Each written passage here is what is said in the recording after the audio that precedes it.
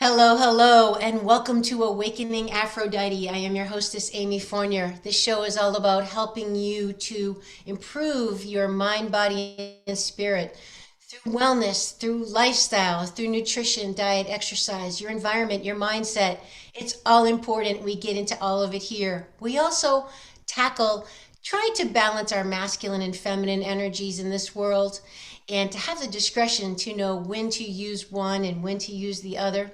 And that involves tapping into our intuition, our true sense of power, and being more of our authentic selves. Today's show is a wonderful episode. I'm very excited to share with you a guest that I think I go back might be 20 years with. Kind of crazy how life brings you full circle with certain people. I love when that happens. And I'm very grateful to have Dr. Cliff Oliver with us today. Dr. Oliver has a very strong background in health sciences. He has a bachelor's degree in nursing, and he's a doctor of chiropractic. He's been involved in complementary and holistic medicine since 1972, and he's been in private practice, which now he's down in San Diego, California, good old USA, for almost 4 decades. But he doesn't look it, so I'll just throw that in there. uh, We yeah.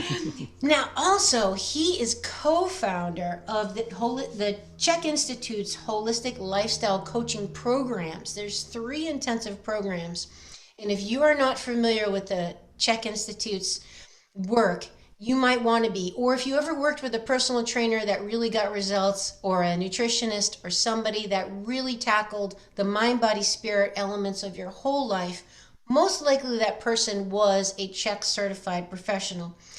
And the holistic lifestyle coaching program that Dr. Oliver co created with the CHEK Institute and Paul Chek was instrumental in my personal career. In fact, and I don't know, Dr. Oliver, if you remember this, but I was in the very first group of certification down in the old, I think it was the Vulcan Drive location of the Czech Institute. Encinitas.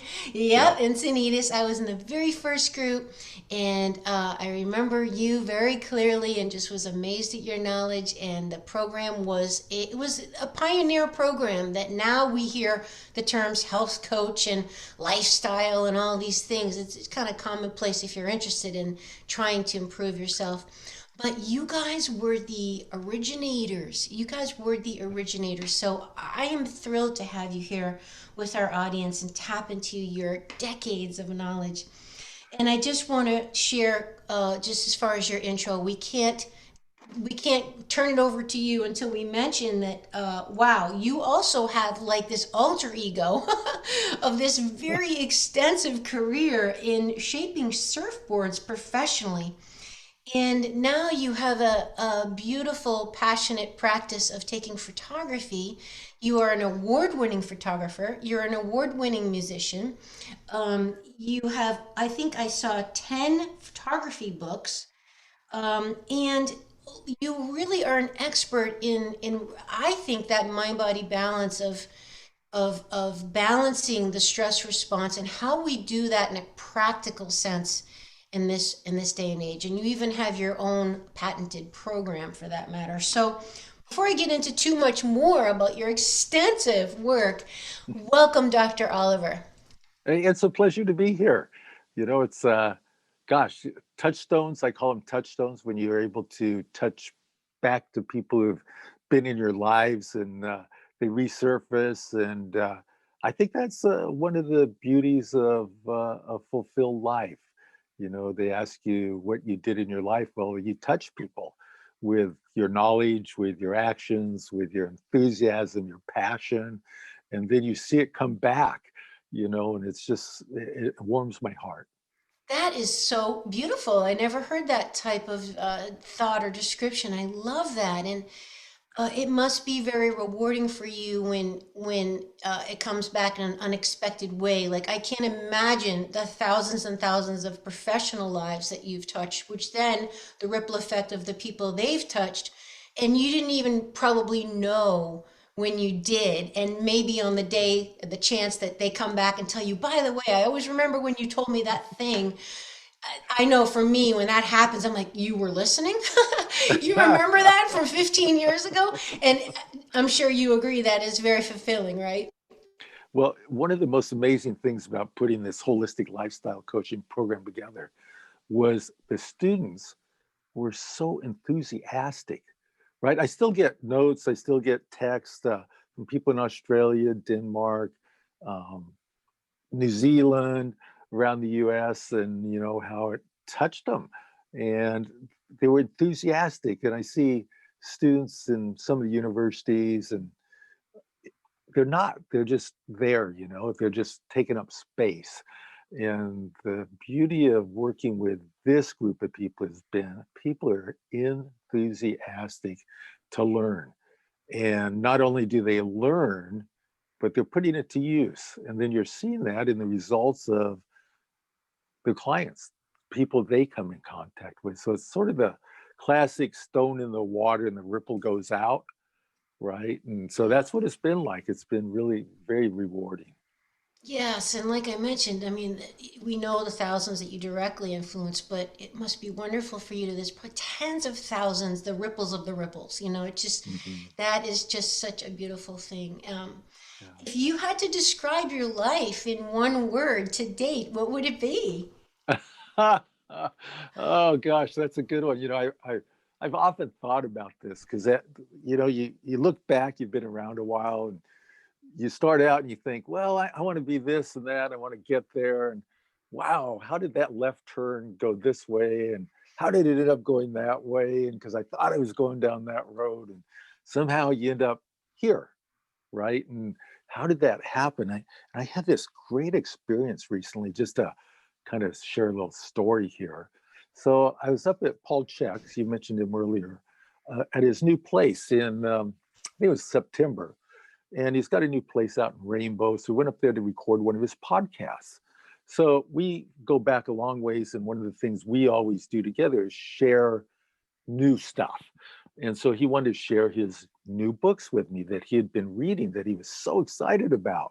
And so the first three were kind of like, okay, EMFs and stuff on, you know, stuff going on. And I went, oh, good, good, good. And then he gets to the last one and I go, oh my gosh, who's on the cover of that? That was a mentor of mine, a person that I knew and spent 5 years visiting with and learning from, and gave me his first book. And I go, I mean, talking about crazy coincidences, right? And so I went, oh my gosh, I never knew this book came out about him. Um, and that he'd passed away, and that he had an autobiography, and he had memoirs. And I only knew about his first three books. I didn't know about these other ones. So I got this book that Paul showed me. And then I read it and I went, oh, this is such a good story. So I didn't even know that about him. And so then I bought his memoirs and I read that. And he used a term in there that just blew me away because I could so relate to how it affected his life. And I realized it was just same with mine. And he called it slender threads.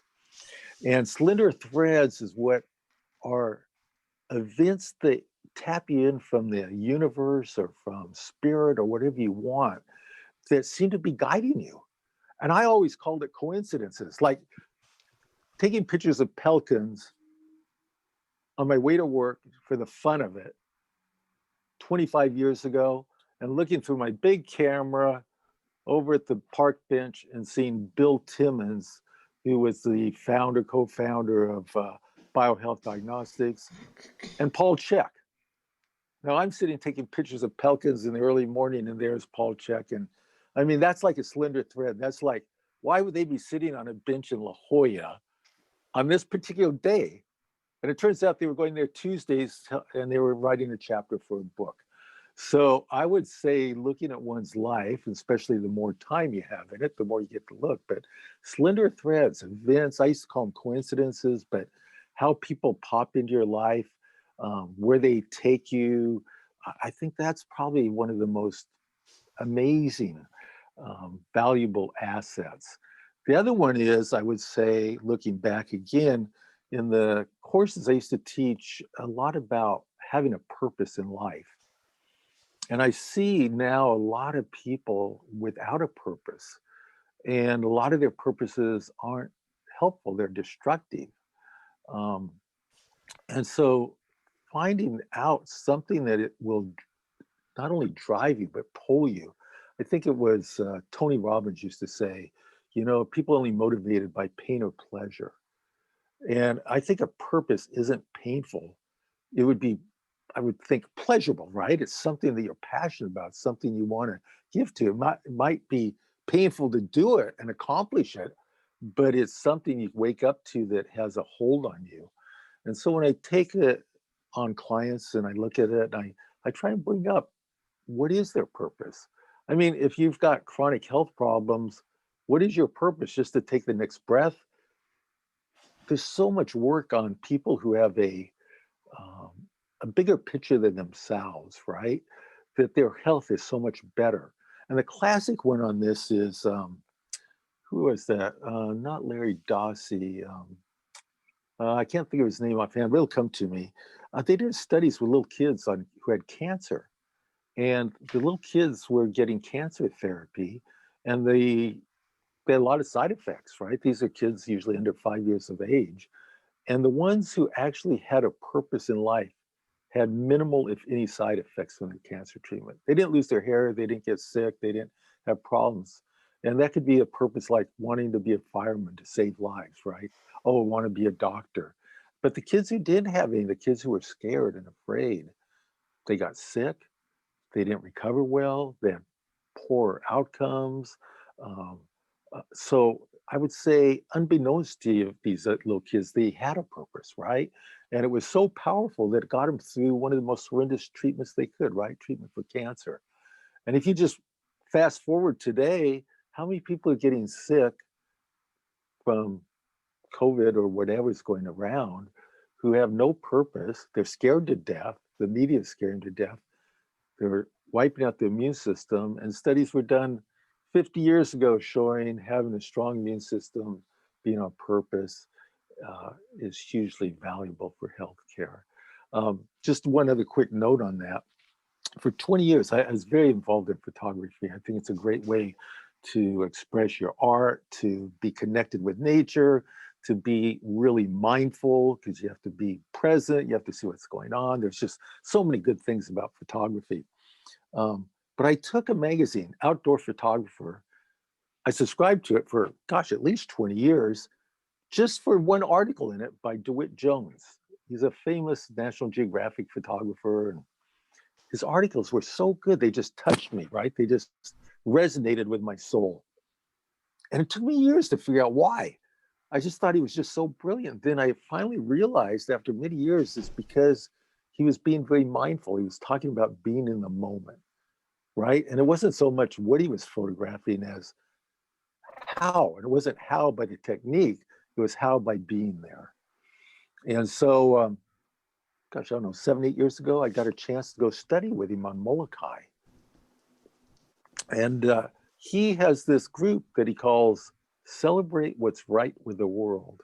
Celebrate what's right with the world. So I have an armband on that he gave everybody in the workshop. Celebrate what's right with the world, right? What if everybody got those and they actually woke up in the morning and celebrated what's right with the world? I heard a story again when I was in college. I came down to San Diego State to go to the university, and originally I was going to be a naval architect. And I came down to be on the San Diego State sailing team. And one year we were sailing for the national championships in Wisconsin, Pewaukee, Wisconsin, and up at Madison, Wisconsin. We stayed at this guy's house, and he was a brilliant aeronautic engineer student, right? I think it was University of Michigan or somewhere. And he talked about being a protege of Buckminster Fuller. And he was telling this story of Buckminster Fuller would get up every morning, stand in front of the sunrise naked, greeting the day, celebrating what's right with the world, right? That the sun came up. That was an indelible marking on myself, right? It made a huge impression. And then DeWitt Jones, Celebrate What's Right. What if people actually today woke up and celebrated what's right. I get people, I get a lot of clients for coaching and counseling, and they've got issues. That's why they come to see you. They're being motivated by pain. And I try and help them shift to being motivated by what's right with their lives, right? It's like a stage show. And the stage show they focused on, unfortunately, is what's not right. And it's become their whole stage show in their life. So it's an interesting process to try and help people change their point of view and their focus and what they pay attention to. So I would say those are two big ones for me. Celebrate what's right, be in the moment. Slender threads, right? What has touched you? What coincidence has brought you to where you are now? Brilliant. So much gold in that. And yeah, I mean, I think a lot of people think of I've never heard the term slender threads, but like synchronicities. And Right. I think Deepak Chopra called it synchro destiny. And Oh, something good. that, yeah, it's just too, I think he actually has a book on it, but it's exactly what you're saying. It's just like when something is just too much of a coincidence that, like, Right. and I always tell people too, like when you're looking for answers, you really have to open your whole self up to however they may come, whenever they may come, in whatever form they may come.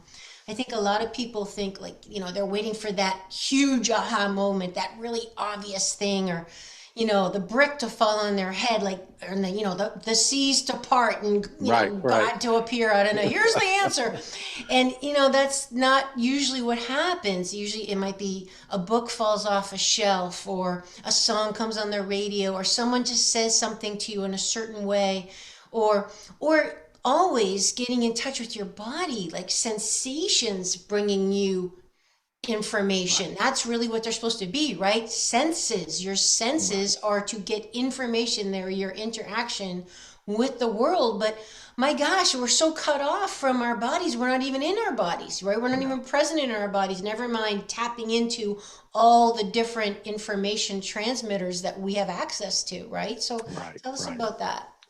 Yeah, and that another one just popped in my mind when you're talking about that. George Leonard has some wonderful books out there too. He was the co-founder of Esalen Institute, Big Sur, Oh, wow. which is kind of interesting because I just ran into somebody at the beach this morning taking photos of surfers. The guy comes up to me and goes, "Did you get a picture of me yesterday?" Well, I did, it turns out. And he said, "Oh, I just got back from camping in Big Sur." And Big Sur, Eslen's one of my favorite spots in the world. So it was just, I mean, right, slender threads, synchronicities everywhere. I mean, if you just kind of open to them. But George Leonard has this great line about, life is like you put in the time, and it looks like you're going nowhere. He calls it the tabletop. You're just kind of staying at this certain level, and then somewhere, somehow, out of nowhere, all of a sudden you take this boost up. You gain a whole level of expertise or knowledge, right? It's by being present and paying attention and practicing. Do your daily thing. And I can't think of any place where it's more evident than playing music, right? You play music and you go along, and a lot of people beat themselves up instead of getting in with it and just enjoying the process. But when you do that, when you practice, all of a sudden you go, whoa. And I used to always tell the classes, I used to say, God, you guys need to start playing music. And they'd go, well, I listen to music. And so I kind of give them some quotes by Oliver Sacks, a brilliant medical doctor. And he did images of the brain on music. And it turns out your brain responds really well to music, but it responds even better to playing music as long as you haven't been damaged by playing it. And unfortunately, most of us, as a singer, as a little kid, and told not to sing, you can't play an instrument, so we get damaged with it. But now, I mean, like things like the Native American flute, just a super beautiful, easy instrument to play well. And by just practicing a little bit, all of a sudden you do this total example of what George Leonard's talking about. You play along, you make squeaky noises, and then all of a sudden one day it doesn't squeak, and you've taken that leap up, which is the great analogy for life, right? You go along, you get up, you put in your work, you do your thing, and then, wow, all of a sudden it's easier, you're more intuitive, you're better at it. So I really like the Native American flute for helping people realize that idea of practicing, and then there's like this jump up in ability and ability to participate. The other one I'm really liking now is the ukulele. It's caught on big around here. I don't know about other places in the world, but it's huge in the West Coast. And it's so easy to play in those meetups, those groups. I went to, I think a meetup started 5 years ago. A friend gave me a ukulele. So I just went to this thing. There's like 80 people, and most of them are older. Some are walkers, and they're like strumming away and creating music, right? So a great way to realize what George Lynn was talking about. And of course, exercise. You go to the gym, you work out, and then without almost knowing it, all of a sudden you're better at it. Sports, playing tennis, whatever it is that you're accomplishing it. But it's so obvious in like the ukulele or the flute. You just, oh wow, where did that come from? Yeah. So I think that's a great one for people to, put their nose to the grindstone, so to speak, and hang in there.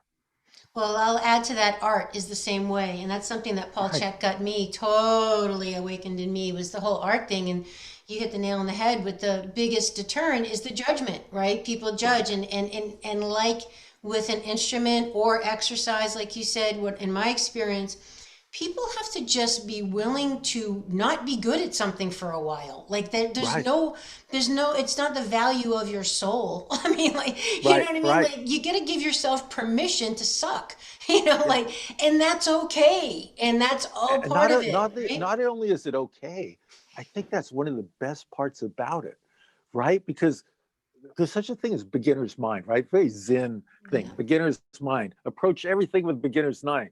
Well, beginners don't think they have to be good, right? They There's just go no do it, expectations. Yeah. right? I remember learning to surf, and I remember, man, I fell off, I crashed, I burned, I pearled, I wiped out. But boy, I was so into paddling for the next wave, right? And then, but once you get to a certain point, then you go, well, I got to wait for a better wave. And then pretty soon you're like, oh, my buddies are out. I better look good when right? You lose that. So beginner's mind, right? Being in that moment of being not even okay to fail, but looking forward to failure. I have a ton of music books. I'm totally captivated by the whole concept. But one of them is practicing the wrong note, right? Practicing the wrong note. Victor Wooten, a great bass player. I'm totally captivated by the bass these days, especially the ukulele bass. It's such a fun instrument, so easy and it's so fun. But regular basses too. But Victor Wooten has a wonderful book called, I think it's called the Music. Gosh, I can't exactly remember the name. Um, but in there, he talks about beginning and practicing and doing these things and getting good with timing and whatever, like this beginner's mind we're talking about. But he talks about hitting any note. And if you are okay with it being the right note, it's not going to sound bad, even though it's not a note in the song. But if you're okay with it being a good note, it will sound good. I love that concept. Another one I really like is, so many people in the classes, I'd ask people if they sang as a kid. And I'd say 80% of them are wounded singers. 20% go, oh, I sang, yeah, oh, da da da da da. I still sing in the shower, whatever. But the 80% are like wounded. They're like told, don't sing. Oh, your voice doesn't sound good, or they got their judgment up, right? Mhm. But I love this quote by Pete Seeger, the brilliant folk singer. And his quote was, these songs have lots of harmonies. And so as soon as you say harmony, it sounds good, doesn't it? That's Right? Not true. right. It's harmony. You go, whoa. And he goes, you know what a harmony is? It's any note your neighbor's not singing. Right? So that's like any Brilliant. note's a good note. And then when you get into other music, Indian music or from India type, and they have 100 note scales instead of a 7 note scale, right? So wow, all those weird dissonant notes to our ear is perfect to theirs. So Love it's it. a yeah, That's a beginner's mind. great concept. Well, what you're talking about makes me think about a lot about even what this show is about, is really trying to help people live more from their core center, live more their authentic self. And in listening and understanding and having a relationship with their intuition. And all that is related to feeling confident and self assured in yourself and who you are. Otherwise, will never feel comfortable putting it out there and being bad at something because we equate our self concept with that performance or whatever it may be. If we're not solid in who we are, in our inherent value as a human and what we're about, we're not going to go and be courageous. We're not going to be brave. We're not going to put it out there to receive judgment and hate and disapproval. So, how would you help or advise someone who feels that way? Like, okay, like, you're saying I should be willing to be bad at an instrument for a while. I should be Right. willing to try surfing and look like an idiot and everyone's laughing at me on the beach, whatever. How do we get to there though, where we're feeling strong enough to be like, okay, I'm going to be bad, but I'm going to do it anyway because I feel okay? Yeah. Well, I think that comes down to purpose, motivation, and what you choose to focus on in your life, right? So if you're going to focus on what's not going right, it's going to be very hard to own your own power. It's going to be very hard to get out there and express what your gifts to the world. You know, a lot of people who took the programs, the CHEK coaching programs, especially the lifestyle nutrition ones, they had a lot of self doubts, right? How am I ever going? Well, I don't know as much as so and so. Wait, I need to keep going to. I need this. I need that. Oh, wait. I need to get a degree if I'm in this country or that one. And boy, I would tell them, I'd go, well, what you're learning right now in this class is it. Does your neighbor know that? Does your neighbor down the street? Does people in your social network, do they know this? Well, no. Well, doesn't that give you something to share with them that would be valuable? Yeah, but I don't know if I have this or that, right? So, gosh, if you have a friend and they have some challenges, you want to share what you know with them, right? You want to be listen to them. You want to listen to their challenges. You want to be compassionate and aware, and then you want to help with your feedback. Your feedback is what you know, what your knowledge is. So if you live it, if you actually embrace it, you have a lot of people to share it with. The problem is you don't think you do, right? It's I don't know if you want to call it ego. That might be a little too strong a word, but who is it who could gain what you know, right? Gosh, almost everybody. I had a client many years ago who started a company writing um, biographies for people. And so she would go out to these rest homes, care facilities, extended care. People were going to really, that was kind of the end of their life, residential care. And she started a business going in there to help them write their life story. What a cool thing is that? Writing life stories. So, what is a life story? What if you shared that as you went along, right? Unfortunately, we're kind of going away from that with social media and being on devices and not connecting and going for likes and this and that. And we don't think we're good enough. You hear about all these suicides with kids who aren't getting enough likes on social media from people they don't even know, right? And the Oh my bullying, the gosh. cyberbullying. Oh yeah. It's nuts. So I would say take a look at where you're at, what you've got, what you've learned. And if your goal is to be somebody who can help other people in the world, which I think is one of the purposes we live for, then the goal is to share it and start sharing it now. And then you go, well, wait a minute. I'm in quarantine. No, I don't know. Whatever, right? But there's so many ways you can share it. I mean, you could share it with a call to a friend, right? Mhm. What if somebody went through? I saw, years ago, they used to, before Netflix and all this other stuff started up, there was a company that started and you subscribed to it and they would send you 2 movies a month that were positive, right? And they were often Awesome. kind of religious based, but well, that's good, right? And so they see these 2 movies. So I'm over at a friend's house gosh, this is 20 years ago at least, 25 years. In fact, one of them was with, I think it was with Vidya. So we're sitting there watching, go over there and sent this video, and it's like this 7-minute video. And sitting there watching this, and then you don't know what it's about. And you see this handwriting of this, very nice cursive writing, and it's a letter. And it's dear so and so, I'm sure your life's, some challenges.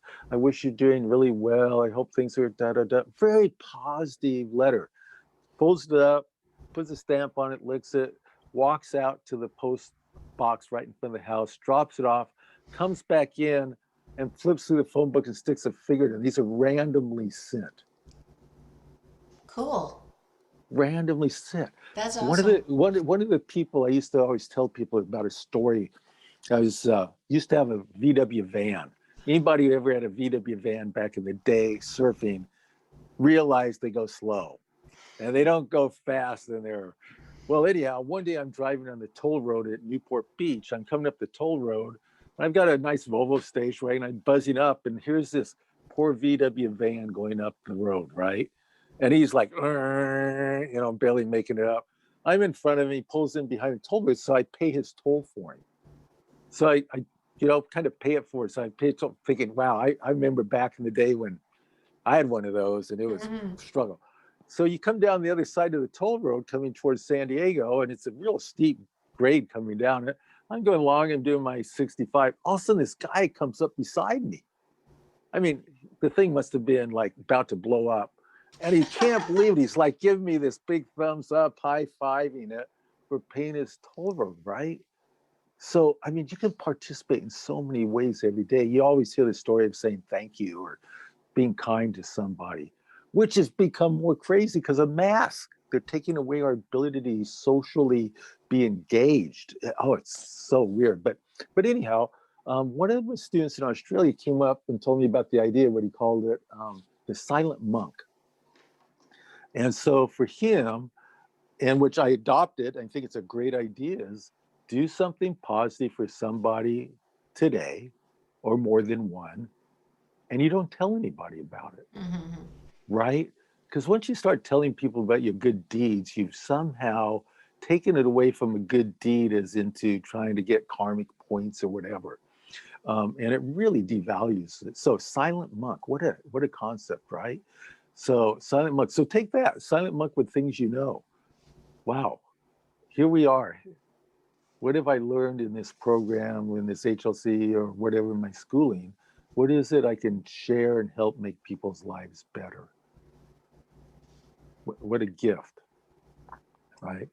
I love that. That is so beautiful. And it's about what kind of person you want to be. Like, who are you? And this is the kind of person I am. I'm not, to your example, paying a toll for someone just because, I want him to like me or, feel good. It's just because that's who I am. I do random acts of kindness, or, Right, I pick up the trash when I'm walking Charlotte because it's there. No one right, sees me, but I do it because that's the kind of person I want to be, right, right. and I think, your examples of, like, sometimes we have to remind ourselves of that, even when we're feeling bad. It's like, and maybe you can talk to us about that, the energy you're putting out, the energy you're getting back. You're not, I don't want to make it sound like we're giving to get, Right. but it is a law of nature, right? It's inherently something, right? We can't create that without somehow, how does it come back to Yeah. us? Yeah. If you're celebrating what's right with the world, you're going to see things a whole lot different than, I mean, I have a friend of a friend's grandson appears to maybe have committed suicide recently. Oh. And, you obviously start thinking, well, what were they focusing on in their lives? Mm. What takes somebody to that place where they're doing that? And really, how you pay attention, what you pay attention to, really determines a lot of outcomes. If you're anxious, depressed, fearful, what are you actually paying attention to? So hugely valuable. To take that into what you just said, I think that's where statement of purposes become very valuable, right? People, to know yourself, if you come up with a purpose, why do you wake up in the morning? You just taking space in the universe, or you have something about contributing. Um, in the class, when the HLC class is in Australia, I think we were down in Bondi Junction, had a big class, I don't know, 70, 60, 70, 80 people right at this class. One of the things said for everybody to do the first night, I want you to write your statement of purpose. Well, for most people, that's never, I mean, don't you think in schools when you're in kindergarten, you should write your statement of purpose just as a little drill? Think about this. Have an Going to owner's man, lunch, going to recess, have an having owner's a snack. manual. Let's see. My owner's manual says, "Oh, great." Anyhow, so I told them they had to have come up with a statement of purpose. Well, people go, "Well, how do I do that? What's the process?" Well, that's a great question, right? How's the process? How do you sit down and do this? Well, so anyhow, they have to go do it. So they have to come back the next morning with statement of purpose. So this guy leaves the class and goes to this restaurant. They have this rice restaurant in, I think it was in Bondi. And he goes and he sits down at this table. They had a long table. So everybody's sitting on like a bench table. And he's sitting down and he's working on this project, right? His homework. And there's a couple sitting next to him. And he decides he's got to get up, go to the loo. And he asks the couple if they would watch his stuff for him, right? While he goes to the bathroom. So he goes and he comes back. And the guy's reading his stuff when he comes back. And the guy goes, "Wow, what are you doing?" And he goes, "Oh, I'm working on my statement of purpose." So he goes, "Wow, that is so amazing. Why are you doing this?" I said, "Well, I'm taking this class, and this guy told me I had this dog Oliver had to do this homework assignment." The guy goes, "This is so amazing. That's what I do for my life. I help people find their purpose." The guy sitting next to him, out of nowhere in Australia on a bench in Bondi, him and his girlfriend, it turns out they take people to the Himalayas on a vision quest to find their purpose. Slender thread. Slender thread. Hello. Even Wow. crazier is this guy who's in the class goes, "I went to the Himalayas this summer." They missed each other by a day. That's nuts. Now, is that not crazy? So the guy was so excited that here was somebody sitting here writing Of this course. thing. And I'm sure most of the people were going, well, I don't know, Mm-hmm. writing this up. I don't know. I do what I do. I'm here. But it's a powerful, powerful thing to do. What is your purpose? Why do All you right. wake up? So, what do we say to the person listening saying, okay, this sounds really nice and la la la? I have no flipping idea what my purpose is. I Yeah, wish I knew. I think about it all the time. I can't figure it out. And the older person, maybe like, okay, they have a health condition, they've had a heart attack, or they're dealing with something, and maybe, they're around the second century of their lives, or they turn the bend, so to speak.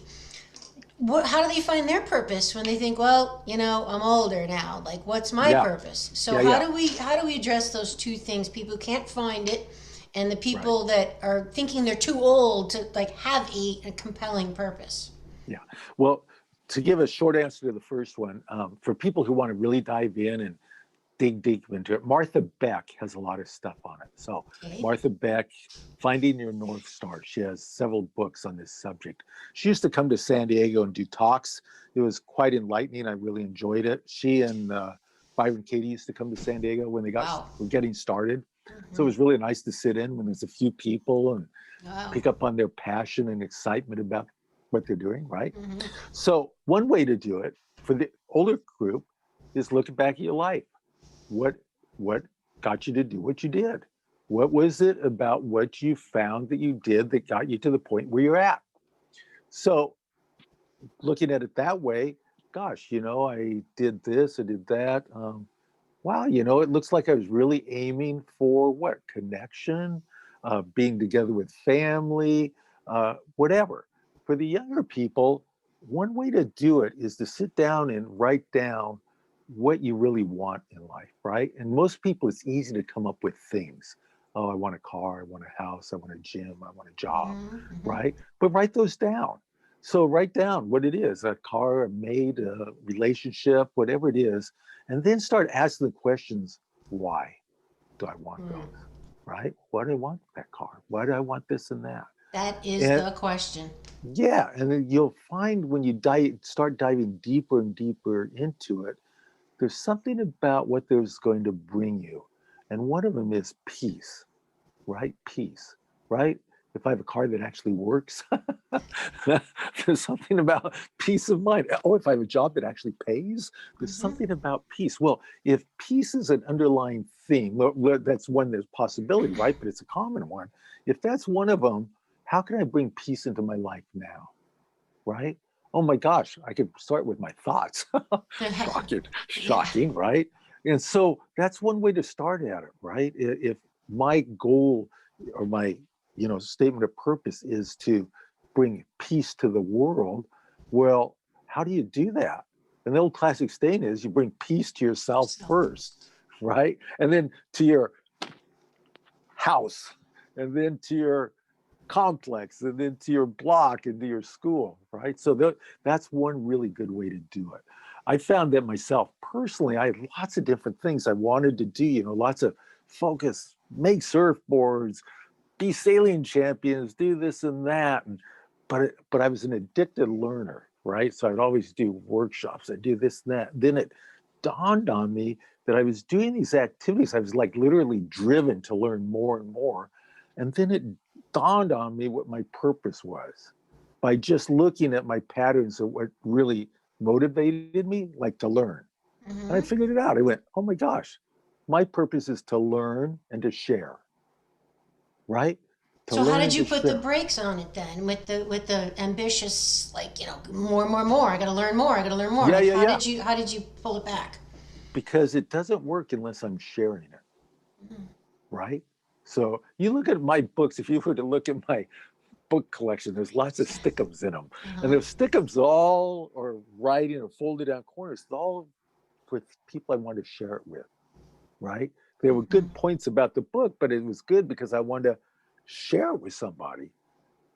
So that's the other big part. So one of the problems with being an addicted learner is you spend a lot of time learning and you Yep. forget about sharing. So you really have to have that balance in there. So it's about obtaining and giving it away, right? It's about, And then the why behind the learning too is important. Like, are you learning to make you feel good about yourself, to make you feel smart, to make you feel in control over your life? Like, what is the why behind the compelling learning more, more, more, more, more? You know? yeah, for me, it's about the passion of it. So for me, learning is a passionate event, right? If I get a book, like Like a several years ago, discovery. It's a discovery. Like, it's a wow. discovery. Yeah. Yeah. Hmm. Yeah. It's just, and it's so amazing. It's so powerful. I had, on that same note, when you said, when is enough? I mean, this addicted learner thing, and Paul and I are seriously into this addicted learning thing. Well, that's probably why we all get along so well. But I had this great experience several years ago with one of my mentors, Dr. Paul Brenner, brilliant medical doctor, PhD. And he's given me like these little nuggets of advice over the years. And I met him at the very first holistic health conference ever held. It was in San Diego, Mandala Conference. I think that was 74, 76. Yeah, in the So a 70s. few years ago, right? But I went over to him one day. I was like struggling with making decisions about stuff. And I went for him for some advice. How do I zero in on this? So he sits down and he's got this way of figuring things out that he developed with making these triangles of who loved you and who your mother loved and your father. And he wrote a wonderful book on this. But anyhow, so I'm sitting there and he's got this. We're sitting there with our cup of tea at the little coffee shop around the corner from where he lives. And he's got this napkin out and he's got a pen and he's writing on it, asking me questions about this and that. And he's going, oh, and you're there and you're here and you got that. And I went, wow, there's the roadmap for my life, you know? Cool. And so we're getting ready to go, and we go to pick up our stuff, and the teacup spills on the table. He takes the napkin that he'd written all this on and mops up the tea. And he mops up the tea, and I go, "Whoa, stop, Wha- stop! No, no, no, give By me that." accident?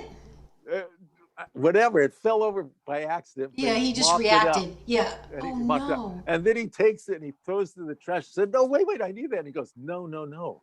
You should not read another book. You should not do another thing. You just have to be. It's time to just be. And I went, oh, I don't know. We leave, and I'm thinking I better go back and get that roadmap because Going there through was the so trash. much on there that was so good that I needed to learn more about. But in retrospect, so that was what, I don't know, 10, 15 years ago, in retrospect, he was so right. Did it Right? take It you was that long so. to learn how to be? It's not No, easy to do. I have to keep coming back to it. I Oh have to my keep, God.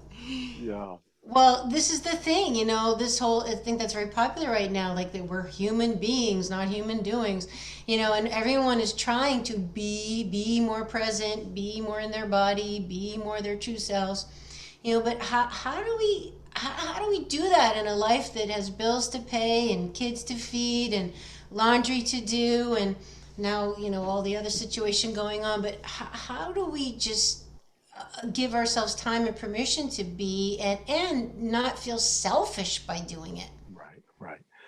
Oh, such good questions. So that brings up, I think it was Robert Frost. He wrote a poem. I can't remember the exact name of it, but in there he talks The road about the. less traveled. Uh, so there's a book called The World Less Traveled, or is that the poem? I have to think about that one. Is it Well, in in the it, he book? talks about your advocation being your vocation being your advocation, right? And he's basically saying, do what you're passionate about, right? So let's say you can't. Let's say the only job you can get is shining shoes.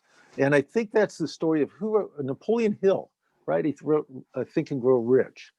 Yep. And I believe, I don't know, it's been so long since I read that one, but I believe he talks in there about being a shoe shine boy. And so, but he decided he's going to do it passionately and do it well, right? He's going to be the best shoe shine guy he can. So one day, finally, some guy says to him, wow, I really like the way you do this. Could you do something else? And of course, that led to him doing other stuff for the guy and led to him being a hugely successful person. So I think that's kind of a theme these days, right? If you're doing what you're passionate about, it sure makes doing easier. If Hmm. you have to do stuff that you're not passionate about, but finding a way to be passionate about what you're doing makes it a whole different ball game. It makes it so that you enjoy it, even though it's something you don't particularly want to be doing. I mean, delivering, let's say you're delivering for Amazon. Some of these people I've met delivering for Amazon are having a good time, even though they don't like the work, they don't like the hours, they don't like the rushing around, but they make it into something that's really powerfully enjoyable for them, right? That would So, be that would be a sign of intelligence, I would say. yeah. So I think that's one way to do it. If you have a choice of careers, what you're going to do. I mean, I started out one career, I ended up in a completely different career, right? So those take wigs and wags as you go. Um, but if you find something that comes in a fashion that you can make it work, that's so much more powerful way to spend your life.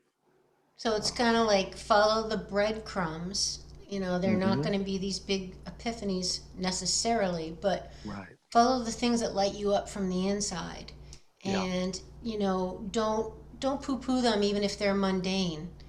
Right. And notice when you feel the way you want to feel and Mm-hmm. what you're And doing then and what. pay attention to these slender threads, right?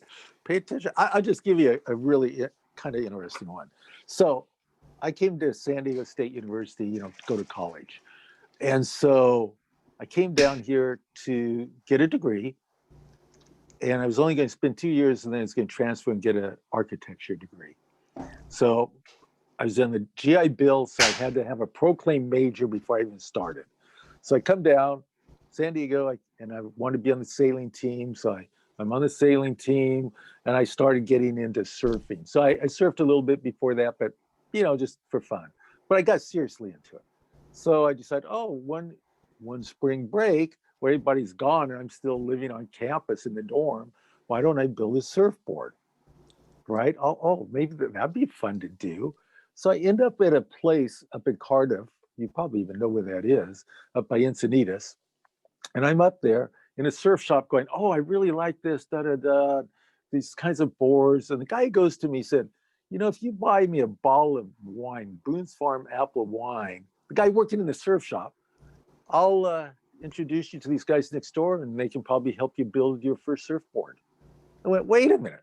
Here I am, right? I'm here in school. I'm up, 10 miles up the coast to catch some waves. And this guy offers me this opportunity. So I go buy him a bottle of wine, comes back, and the guy introduces me next door to Hanson Surfboard Factory. They're about to close it down. And these people helped me build my first surfboard.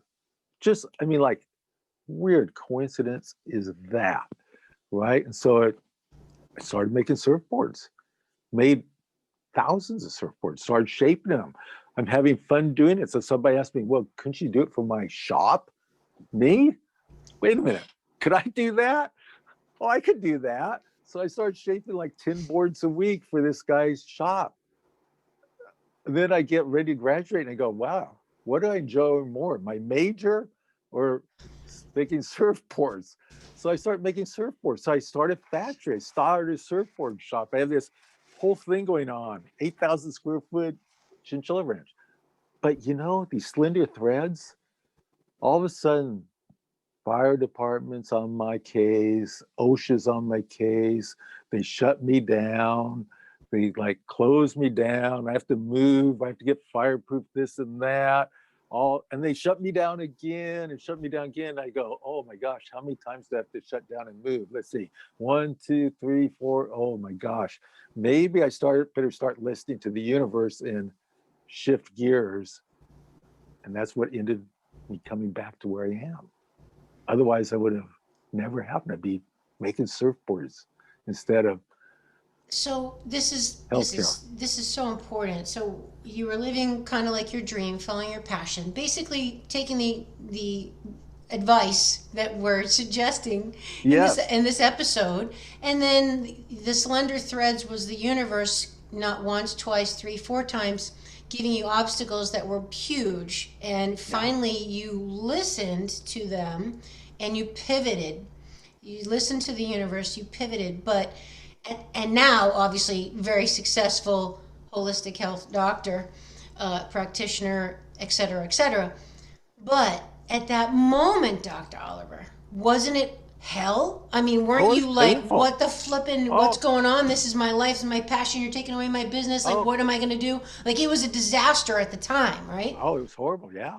Oh, So, how did absolutely. you know that this was the universe redirecting you? How did you get clear, like, it was time to bail ship and pivot? Right, Like, right. where did that come from? Yeah, it became too hard to continue, right? So I had to move several times and rebuild and move, and it became just too hard to continue. So I had to look back at what other options could I do or have, right?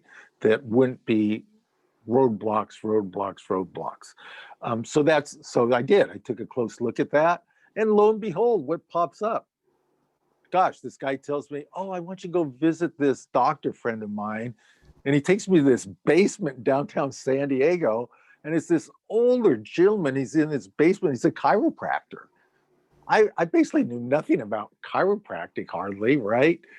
Except just not too much. I went, and the way he did, I went, oh, that's really interesting, right? So I went, oh, now Cool. this is That's a this is slender interesting. thread. Yeah, and then another thing happened too. So it's another slender thread. So I'm in college, right? And so I ended up getting a degree, Bachelor of Science in Nursing. Well, why that happened, they had the holistic health conferences just started. Went to that. That's where I met Dr. Paul Brenner. And in these, they had some really interesting people, some really fast. I mean, I was totally into the holistic health from the very beginning, but it wasn't available. I mean, there was like 300 doctors at this thing, but there was power to not make that go through. There was people Yeah. think this Hmm. shutdown, this, what do we call it, cancel culture is big now. Well, it was big then, and it still is in healthcare. They still don't want holistic health. Competition. They call it integrative now, so they've added a few things in, but still, Hmm. it was a challenge to do that.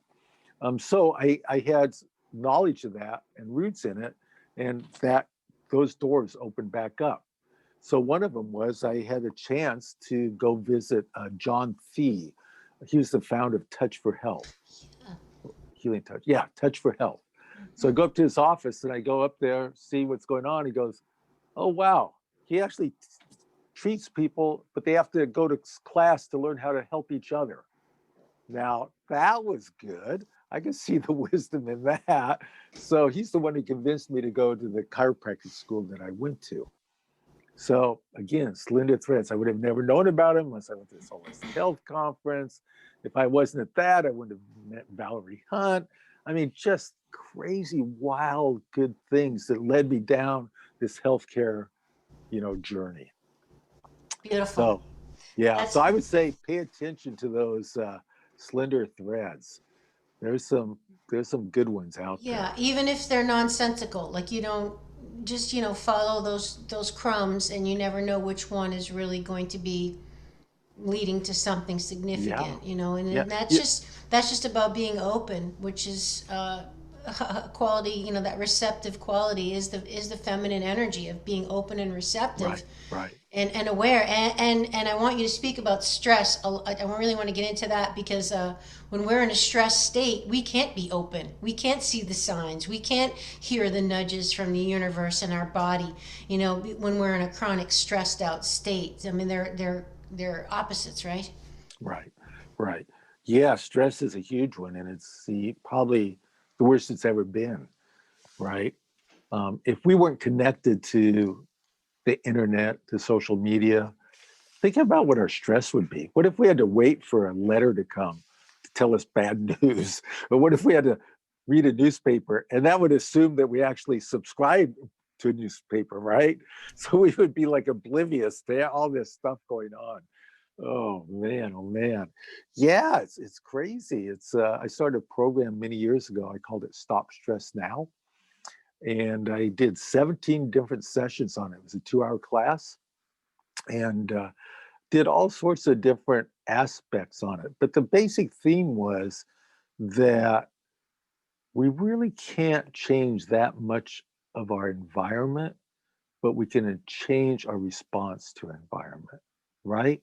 So we can do things to make ourselves healthier, let's say supplements, diet, nutrition, exercise, but we still got to go step out into the hurricane. So I use the example all the time of a hurricane because it's this violent, horrible storm like stress is.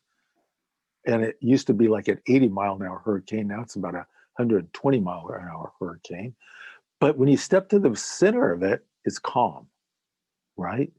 So we get a chance to step in and out of that, and we can build up our systems, our resilience, so that we're not being buffeted all the time by the stresses. The problem is most of us never learn these skills.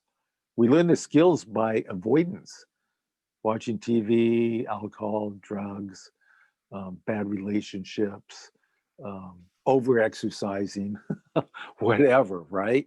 So we never really learn the life skills. I mean, they're teaching in school, all this, I don't know, social propaganda about our lives, but why aren't they teaching them life skills like stress management? How do we deal with that? How do we handle the stresses in our lives? How do we respond to that? I mean, so many people have zero ability to do that. And it's compounded, right? So if their parents had problems with it, they've got it, they're compounding it even worse. Now you see the the epidemic, people dying from the opiate stuff. You see companies like Netflix, their values going through the roof because people are subscribing like crazy, mind numbing. I mean, it's pretty wild. So, handling stress, learning stress strategies to get you out of the hurricane of your life. So sometimes you've got to literally move out of your environment to do that. But most of the time, that's hard to do to the point that you'd be much better off learning how to change your responses to what's going on. So Okay. that's a lifetime, that's a lifetime skill set to learn that. And the problem is most people don't learn it early, and you keep thinking, wait till the golden years because it'll get better. No, no, no, no, it doesn't. It gets worse, right? Those skills that weren't learned early come back to really haunt you. You know, now you got health issues, you got economic issues, you've got all that kind of stuff. Well, what would you say to what bothers me is people don't realize how much power and control they do have to affect their life experience. Right. They think things are genetic. They think things are part of getting older. They think things are just the way it is. This is out of my control. They don't even question or think about it. And to their defense, sadly, they don't see a lot of examples of the contrary.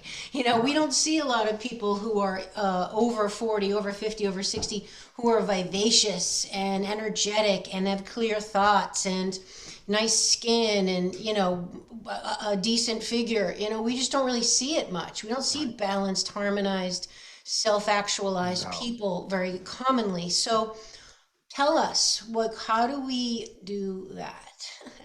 Yeah, I mean, as a culture, I mean, literally, we've gone downhill. They say something like 60% of people are overweight, 30 to 40% are actually obese. Um, Amount of diabetes, I used to say in 2001, the people born in 2001, the amount of people who are going to get diabetes from that group of people from 2000, the people who get diabetes are going to bankrupt the healthcare system. Well, that's before we throw in all the other stuff, That's right? before the Just COVID diabetes. pandemic. And it's before And COVID. I mean, wait, jeez, yeah, it's and then you look at winter's people who coming. get it, comorbidity, and it's all about diabetes. It's all about blood sugar. It's all about weight issues with things like COVID. Well, talking about a wake up call, but you don't hear one person talking about prevention, Nope. talking about that, Now, right? isn't that suspicious? Okay, let's just. I'm sorry, I have to just. I mean, right there alone, right? I mean, where's the education on getting your immune system healthy? Where's the None, education on dealing with mental health and none. all an exposure to electromagnetic rays from computers and excessive Zoom and where's all the help? All we're hearing is this scare tactic narrative of, Yeah, death and gloom and the rates and the masks and the this yeah, and the that and stay away from people. yeah. They There's could there's potentially three kill things. you.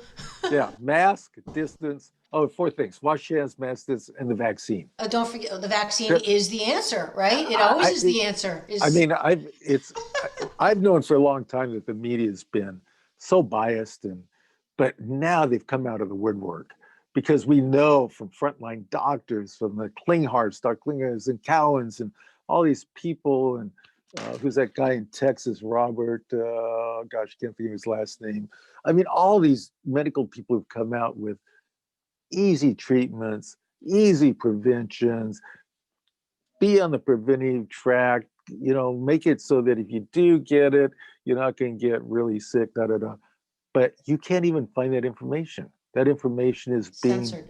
censored and Hmm. squelched and banned. And wow, man, it's so crazy. So you would almost think there's got to be a backlash of people wanting to do that. But then look at it what it is. 60% of the people are grossly overweight. Um, they haven't obviously responded to the need to get in better shape, to take responsibility for their lives. They're being fed down this primrose path of comfort foods.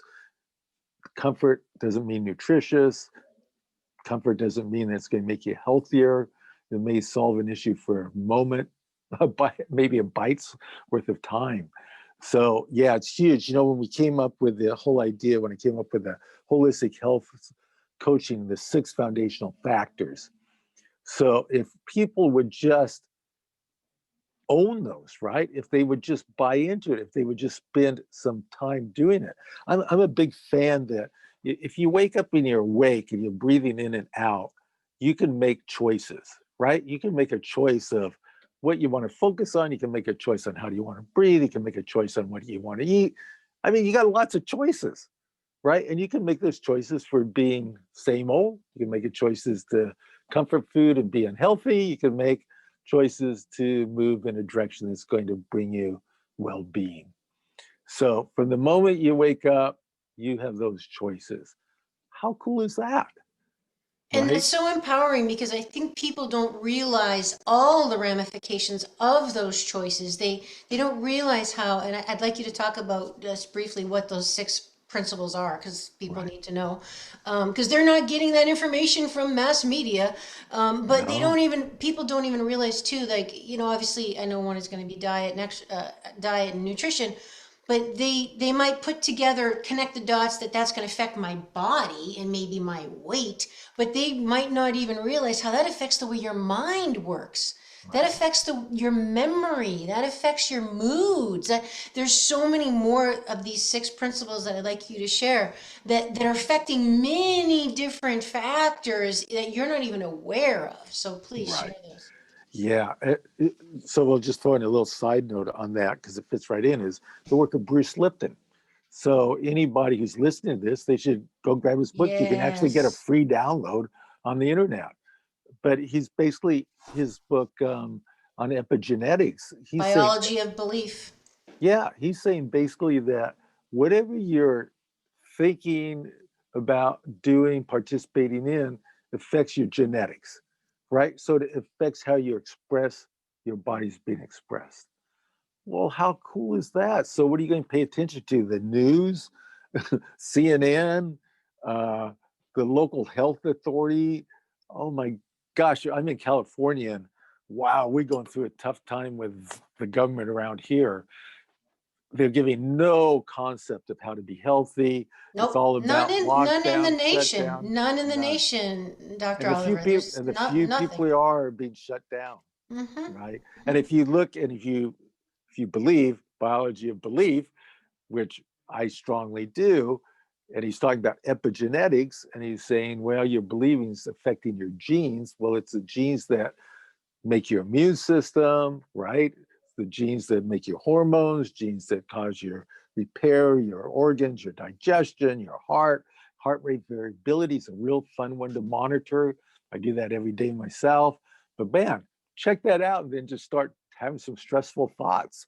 Mm, yeah. And then you And you see see that. and you see in real time, oh my gosh, look at this. It's going, oh geez, it's going right over to sympathy. Oh my Mm-hmm, gosh. mm-hmm, Yeah. So the six foundational factors, and if we look at it from an epigenetical point of view, the number one we started with was very much for a very major purpose, and that was thoughts, because thoughts control so much of whatever else we do, right? And then back to epigenetics, you can have fearful thoughts or you can have passionate, joyful thoughts. And the crazy thing is, you can have a little bit of choice on that. Sherry Herbert, she's written a bunch of really wonderful books, but one of them in there, she talks about what she calls the dark room, light room. And she suggests you take two pieces of paper, one the dark room, we'll call it negative, disempowering thoughts, and the light room, positive, empowering thoughts. And you just start jotting down, or just keep a little scorecard with a little, like 1, 2, 3, 4 kind of thing, and just jot down every negative thought you have and every positive thought you have. And you'll be shocked about how many negative thoughts you have. In fact, probably all of them. And in fact, that's what she found out working with clients was they're all in the dark room, right? And I think dark in this case, we're talking about we're literally blinded, right? We're not being able to participate. We're not able to see it. And it's being controlled by how our brain's working, how we're thinking. I'm a huge fan of a technique called ACT, ACT, Acceptance Commitment Therapy.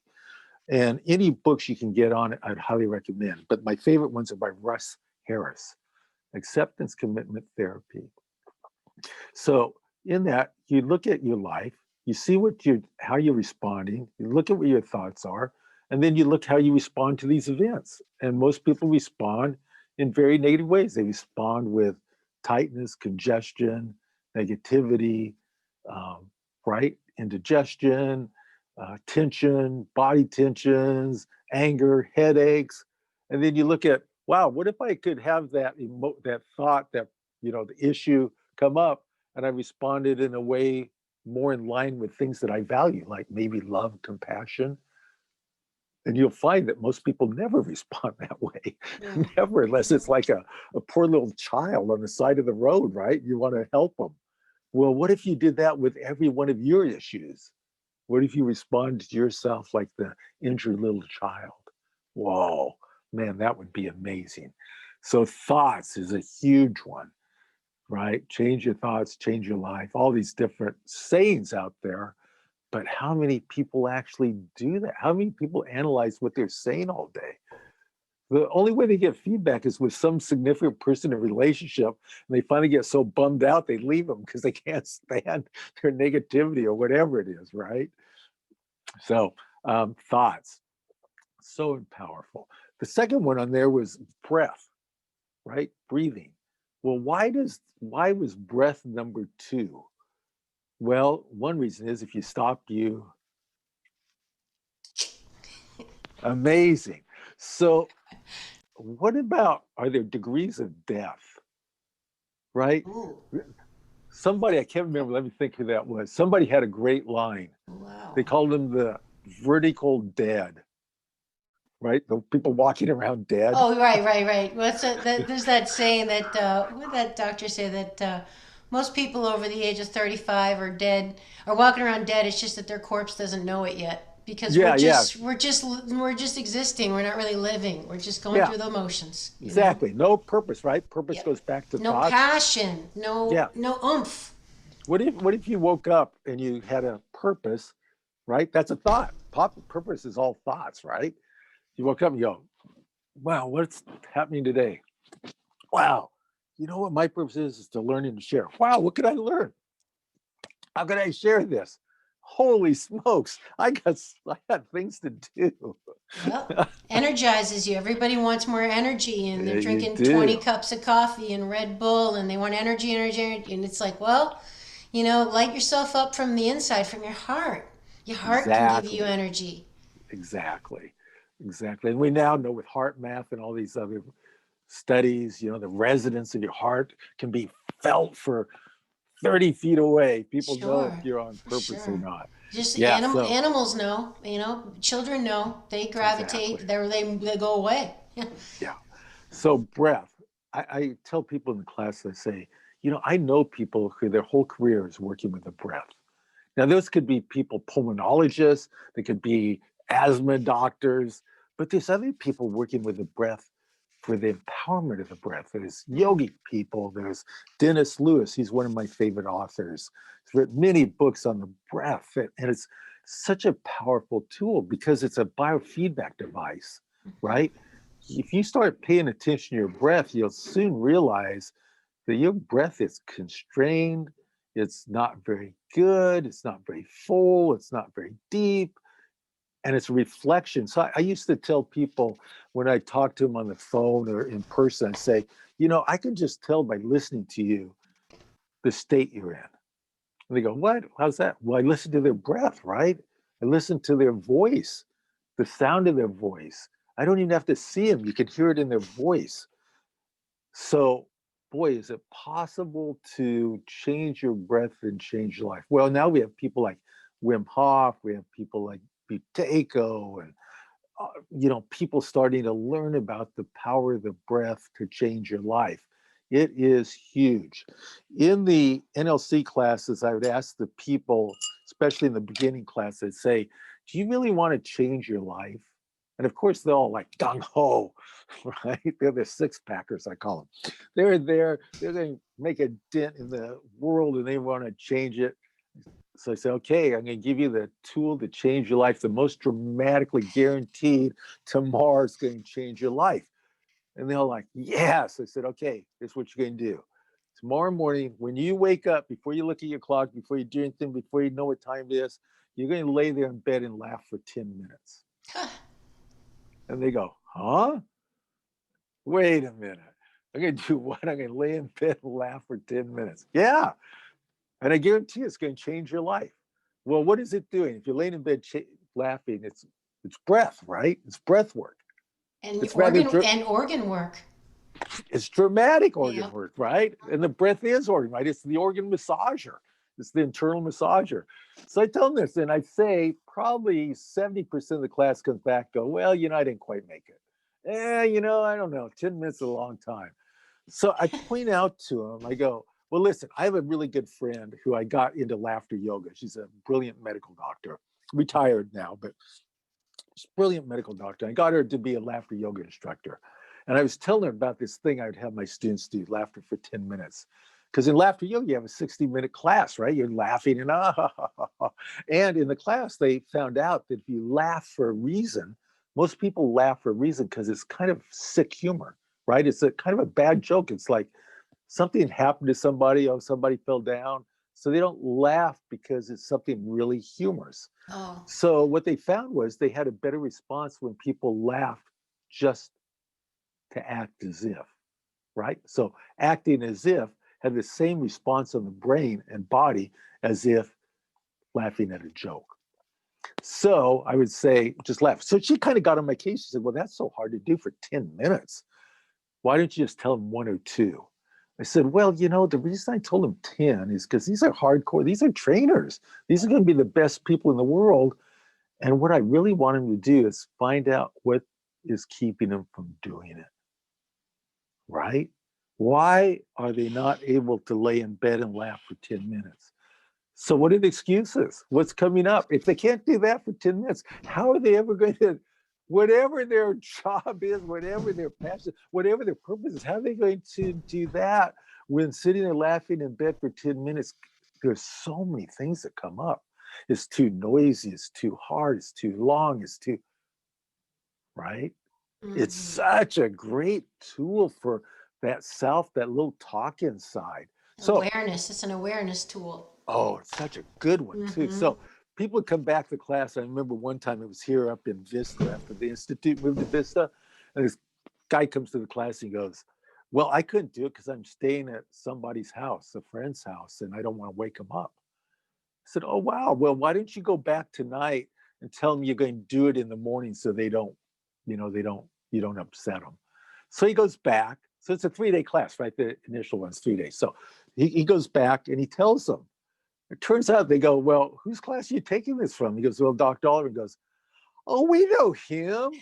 What's a great idea? Why didn't you do it the first morning?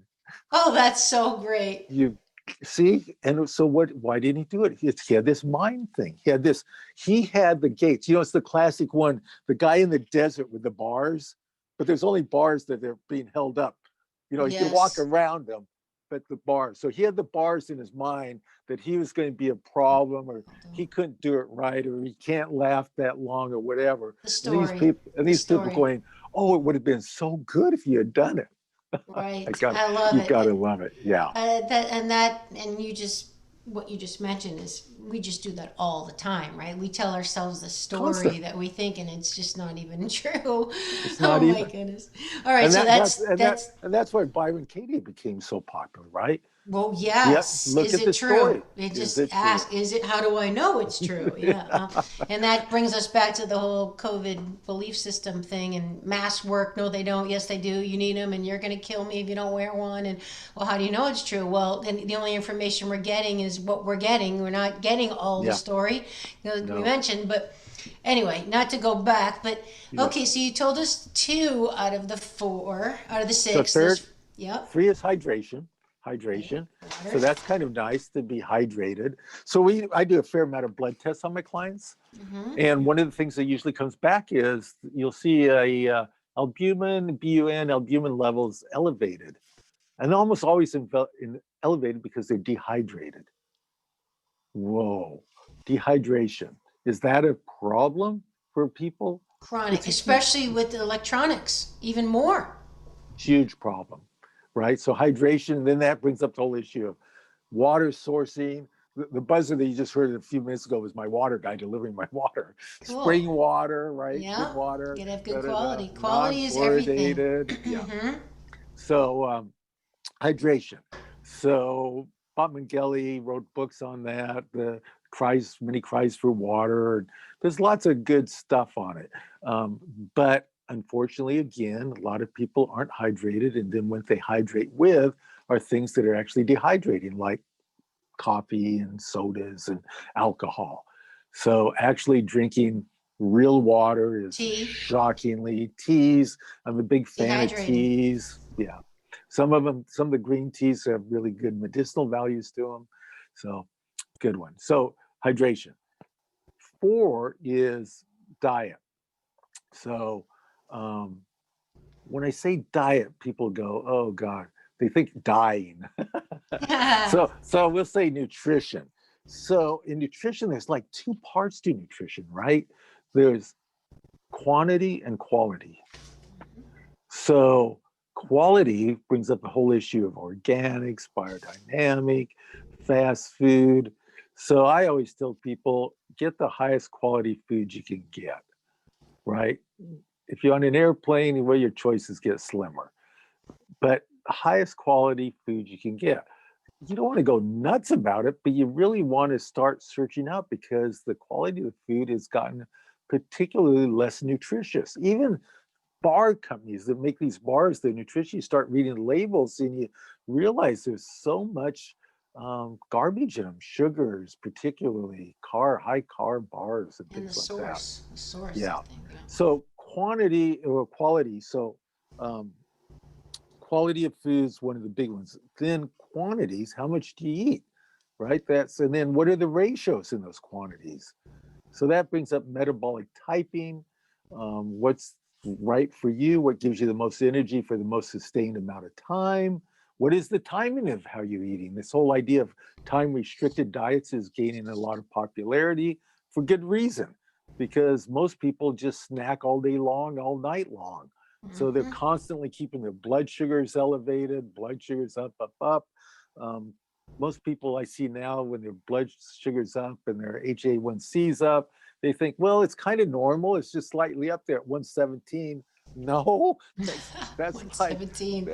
that's like in inflammatory states. So those are the big ones, quantity and quality. But the other one about that is, how do you eat, right? So I was a big fan of the slow food movement. And I really got into it. So I joined, and every place I'd go around the country and the world, I'd go, wow, there's slow food movements in your community. You should join it. Now, slow food didn't necessarily mean slow in the sense that eating or that. We'll come to that in a second, but it was about preparing food, sitting down. They called the table. What a concept. People sitting at the table Like and a actually, ritual, like yeah, yeah. yeah, community, which Eating brings dinner up at a six little, o'clock with your family every night when you were a kid. Is that just what you did? It was just you right, talk about your day. I mean, all that is gone, gone, gone, gone, gone. gone. Very rare is it now that people actually eat together, share their day's events together. In the polyvagal theory, that's one of my favorites. Stephen Porges, I'd highly recommend reading or listening to any of his stuff. But he talks about social engagement as being one of the most important concepts in feeling safe. And social engagement is when we're engaging socially with people, particularly our families. And how do people know that we're engaging with them? Is by looking at our faces. So, not to get off subject a little bit, Yeah, but going this back to whole that. idea Here we go. of mask and these Mm-hmm. mask mandates and these little kids wearing them, and they're not being engaged with their parents, with their siblings, with their co-kids. They're being literally learning to be fearful for life. I mean, how are you going to erase this from their mind of having to go outside at 4 years old and put a mask on and not being socially engaged? I'm seeing parents with their babies with a mask on. Here they have an infant, but kids learn the cues of the facial muscles. That's the whole concept of polyvagal, is through these facial muscle movement patterns, and they're not learning that. And we all learn them even as adults. So in communicating, it's a normal part of our Right. communication is all those nuances that are totally lost. That Totally that lost. that that source of information that we just don't have access to now, Yeah. that because of And these that all masks, brings feelings of safety. And safety is the antidote to self-perpetuating. fear, Hmm. right? And so when you can't even make eye contact walking, I mean, we go to the beach every day, then we walk down, and people don't even want to make eye contact. They're afraid to even make eye contact. Whereas before, a year ago, people would be saying hi. Of They give you high five, course. people you don't even know. Well, how about So, even with the children thinking, or people thinking that other human beings are potentially sources of death?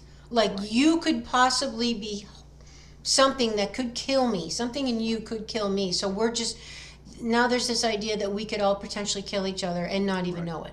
And it's completely What? fabricated. Yeah, completely fabricated. So back to food again. The other one Hmm. is how you eat. So we just mentioned about safety, polyvagal, the table, slow food movement. The other one is just how do you actually eat? I mean, when I'd ask the classes, I'd go, well, how many bites do you take before you swallow? And the average Bites? was three to four chews before swallowing. I'd say Three that's to four high. chews. I'd say that's high. Yeah. So if you want to digest your food well, you got to start by chewing it well. Slow down. So if somebody was going to do a really interesting experiment from listening to this, if they would try taking their very next meal and chewing every bite till it was liquid before they swallowed, they would be shocked at how much better their digestion would be. They would also be shocked at how little do they chew their food. And Please, then also, we don't chew, we inhale. yeah, and we completely. and we multitask while we're doing other things, Right. driving, reading, watching TV, whatever, yelling at Yeah. the kids, right? Yeah. It's like we're not even presently eating our food, and we wonder why we overeat, and it's part of the problem. Yeah. There's good evidence that multitasking is one of the most stressful things that a person can do. So you talk about multitasking, what we used to do. Oh, well, I could just eat, do this, do Yeah. that, be working on the computer while I'm eating. That really impacts somebody's digestion.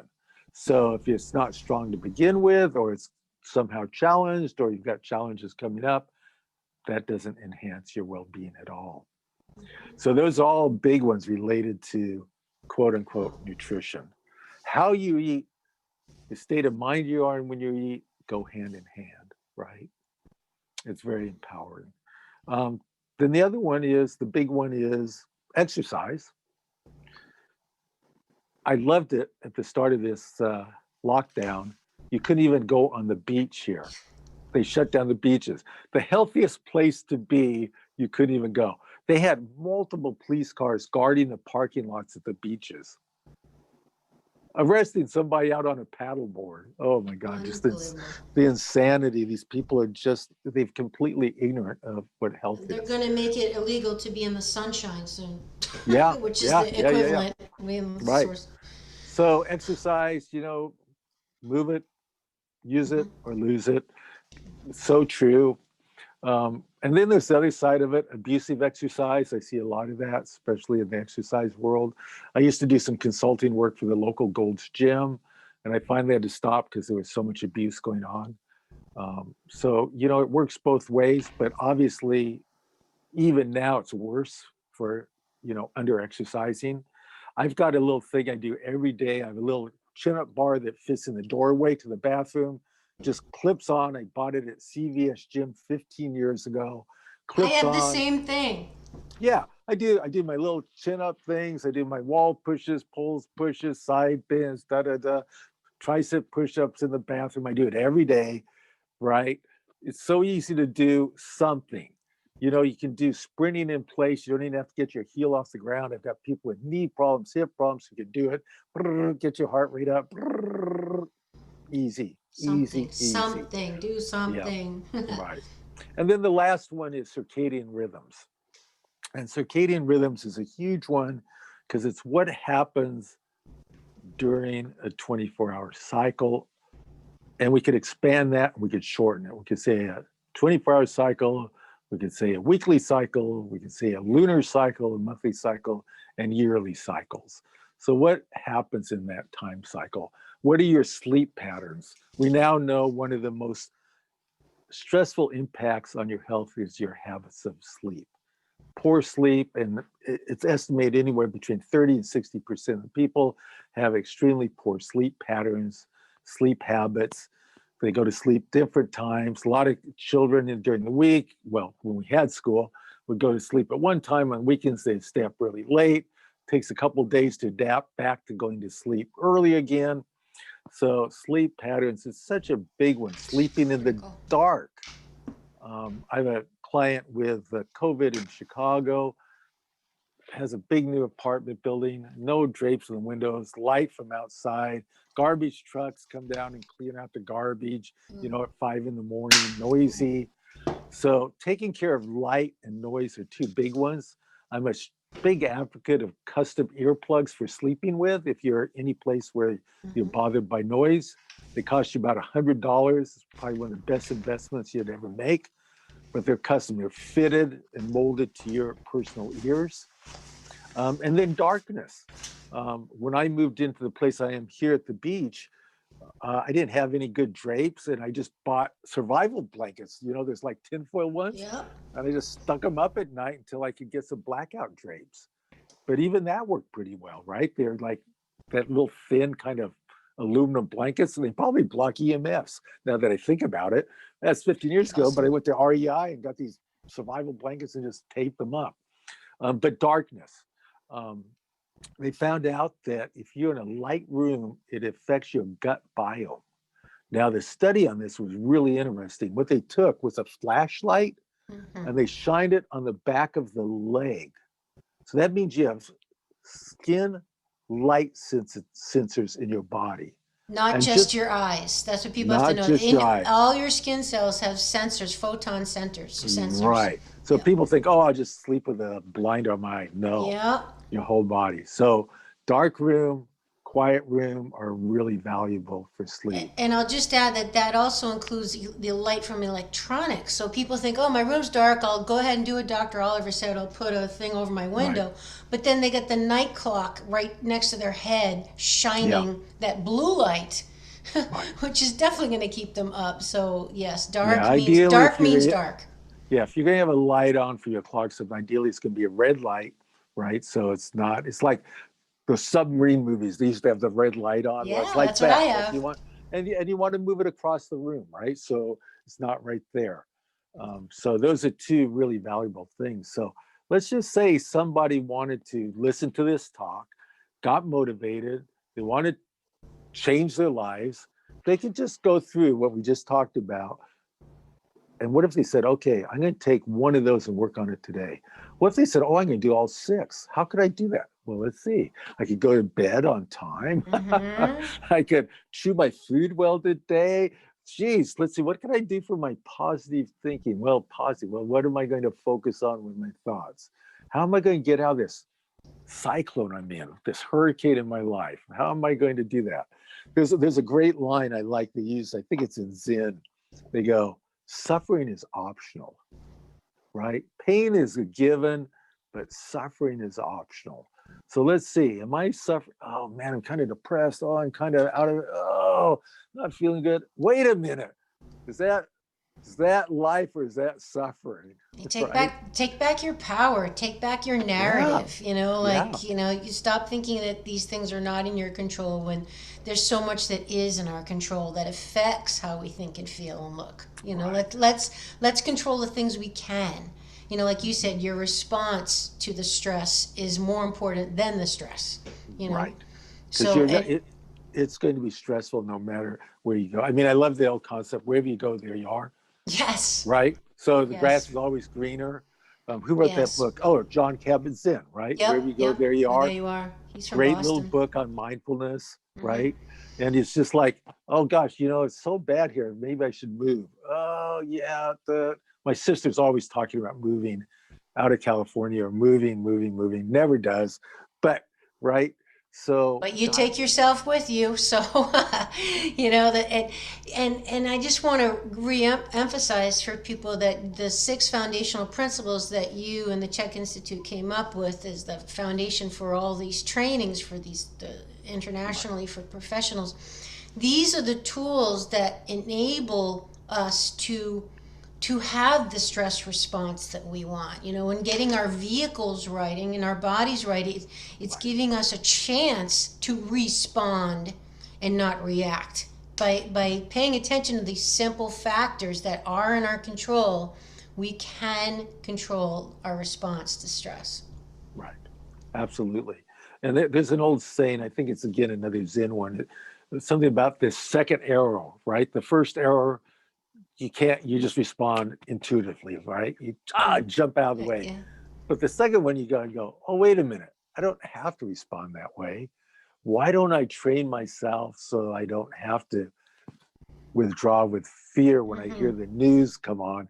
Instead, I'll go, wow, let's see, maybe I better treat myself better and change the channel. Yeah, or follow the science and follow the money and consider the Yeah, source and right. but that's about thinking for yourself as well, and then taking the information and putting it against your own logic and your own brain, and then taking sovereignty of your own life and your choices Right. of this is how I choose to live and what I choose to believe and expose myself to and what's good for me. What's good for me, my mind, body, and spirit. This is making me scared, afraid, sick, nervous. Then why am I doing it? Why is it in my life? I know. So, I used yeah. to go visit a friend. I had a really dear friend who was a percussionist, Lane Redmond.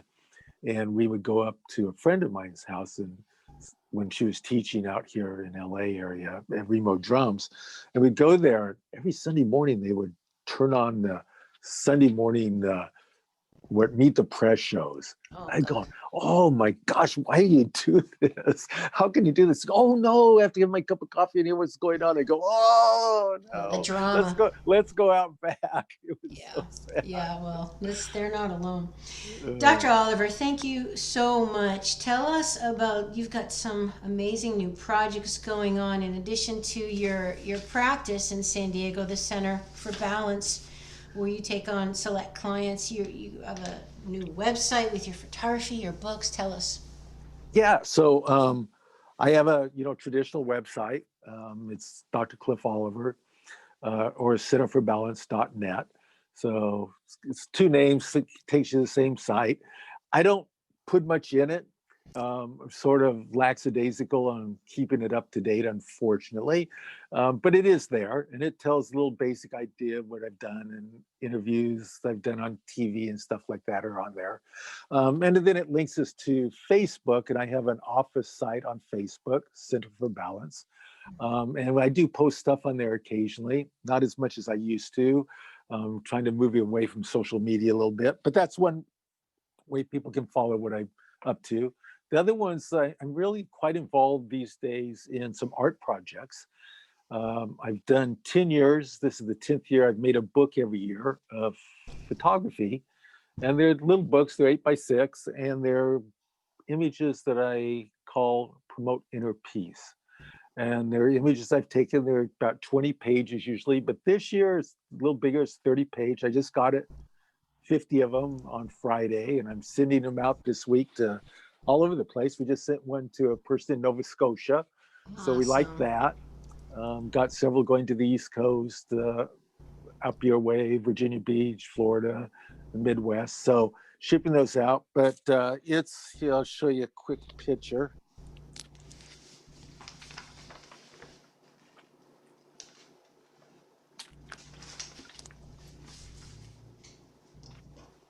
So it's just like this, the Oh, little it's bugs, beautiful. It's, and for they're everyone listening, sorry, excuse me, for everybody listening, he's showing a gorgeous, is that real? It's a gorgeous orange, red, and yellow sunset behind like a hut. It just, wow. yeah, Doesn't this even is look the Wind real. and Sea Surf Shed. It was actually built in 1947 Surf shed, as an okay. honor to the surfers of this area, Wind and Sea. So it's this How timely yeah, these pictures that help promote inner peace, because it did. I mean, I'm looking at it through the screen and like that is right. wow. That So I do that every year. awesome. This is my 10th year of doing it. They were usually mainly iPhone photos. That's kind of what got me into the middle of it. The beginning, they were regular digital photos. A lot of them were places in Australia I'd been, in Japan. I did one on Japan of the spiritual centers there in Wow. Kyoto, and the Buddhas and a bunch of stuff like that. Well, this one is on the art of surfing. So it kind of fits in with our subject, right? The old saying is, don't fight the waves, right? Catch them, ride the waves. Don't, Yeah. Yeah. you're right, And and the go out tide and coming paddle in and again. out. Yep. Yep. So this one was all pictures. Most of them I took this year. Some on the iPhone. Most of them with big cameras of surfers.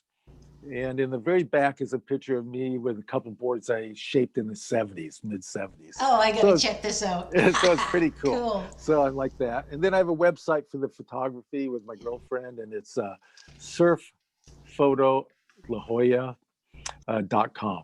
And I'm going to put this in the show notes, everybody, so you don't have to worry if you're driving or jogging or whatever you're doing. I'll put the Oh, that'd be links. awesome. Oh, for Super sure. appreciate that. I will put those so you can just go in the show notes and just go directly from there. Awesome, awesome. Be super appreciative. Oh, So those are here. my big projects right now, and we're just going to wrap up 50 of them and put them in the mail next week.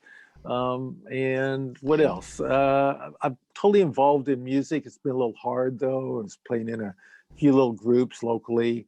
Love to play, music, didgeridoo, Native American flute. There used to be monthly week meetups here in San Diego out at the Mission Trails Center, but that's all been closed for the last 8 months, 10 months, sadly, because music's such a great way to share life's experiences. Community. It's really, it's that connection. It Yes, transcends language. right. So if you have to stay home, why not practice music, I playing? love it. I love it. Yeah.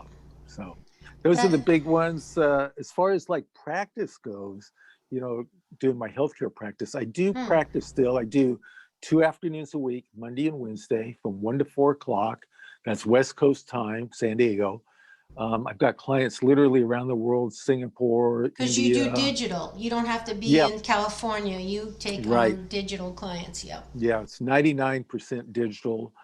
We have occasionally somebody comes over for some, hands-on stuff, but most of it's all online, literally around the world, all over California, US.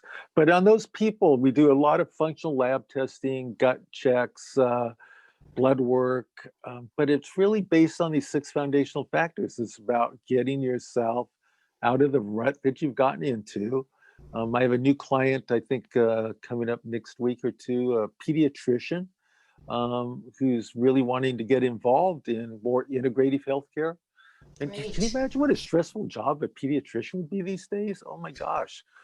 So anyhow, so we've got a really wide mix of clients from housewives to pro athletes to coaches, trainers, checkies, and people who just want to get better. So we do consults on those Mondays and Wednesdays. I have an assistant who helps me with all that, and so it's all good. Amazing. Well, and you've been doing it for 4 decades, so I'd say, Four and decades. you were a co-founder and probably the premier and the original training programs. That Right. so I'd say you have a lot of credibility, Dr. Oliver, and so much here. Thank you so very much for taking the time. Are there any My last pleasure. things that you want to share with people? Final words, or you just want to last things you want to leave people with? Yeah, great question. I would say just, the old thing, do it. Just do it. Be there, be present, open up, um, accept what's there. If you want to make changes, go ahead and do it, breath by breath, be in the moment, and enjoy the process. Yes, Yeah. that is very sage advice. Dr. Cliff Oliver, thank you so very much Thank for you. being Thank you on for my inviting show. me. Yeah, thank you very much. It's been a pleasure. I've enjoyed it. I'm so glad, I think this is going to be very helpful for people, and I'm just so grateful to reconnect with you and excited to see your photography and where you go. And I'll tell you what, I'd love to have you come back on the show and talk to us about the polyvagal theory and the Oh, vagus great. nerve. It's kind of popular right now, particularly with the stress response, people Right. feeling safe, people feeling not safe, how that's affecting our health. Would you be willing to come back and putting you on the spot here? But I guess I'd say, please, will you come back and talk to us about the stress response and Sure. feeling safe and how we can do that? Yeah, I could do that. Thank you for saying yes. Okay. All right, everybody. All right. So you know what to do. Thank you all so much for listening. Please go ahead and subscribe to the show, rate the show the smashing 5 stars. And if you take a moment to write a review on the Apple Podcast review, I really appreciate it. Let me know what you think and what topics you want to hear more about. Thank you all so much. And until next time, I already can't wait to be with you again. Bye bye, everybody. Bye now.